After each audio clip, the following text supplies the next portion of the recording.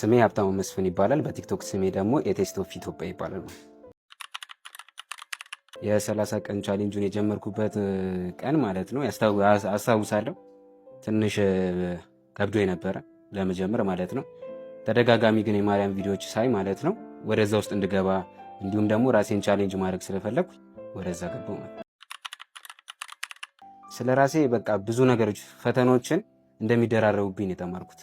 ለስኬት ስትቀርቢ ፈተናዎች እንደሚበዙብሽ ያወቅኩበት ዋናው ቻሌንጅ ይሄ ነው።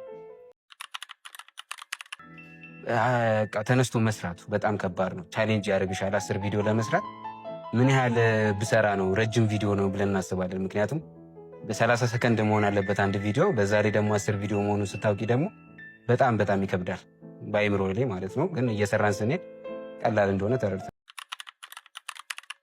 ያው እንዳልኩሽ ቅድም ቻሌንጁ ከመጀመሪያ በፊት ቻሌንጅ ገጥሞኝ ስለነበረ ከጀመርኩ በኋላ ይህን ያህልም ቻሌንጅ አልገጠመኝ። ቺዝ ዳይመንድ ኦፍኮርስ በትክክል ምክንያቱም እኔም ቻሌንጅ የሆንኩበት ትክክለኛ ቦታ እሱ ስለሆነ ቢገቡ እመክራለሁ። ስኬት መንገድ ማስተላለፍ የምፈልገው መንገድ በቃ በመጀመር ነው። ሰበብ አያስፈልግም። ማንኛውም ነገር ባላቸው ነገር ተነስተው መጀመር ነው። ከዛ በኋላ ያለውን ነገር ፈጣሪ ያውቃል። በመጀመሪያ ልዑል እግዚአብሔር ማመስገን ፈልጋለሁ። ሲቀጥል ቤተሰቦችን ማመስገን ፈልጋለሁ። እንዲሁም ደግሞ እዚህ ቻሌንጅ ላይ በጣም ከረዱኝ መካከል ደግሞ ቴዲ ማሪያ፣ እንዲሁም ደግሞ የቻሌንጁ ተሳታፊዎች በአጠቃላይ ላመሰግናቸው ፈልጋለሁ። እንዲሁም ደግሞ ፎሎወርሶቼን በጣም በሚገባ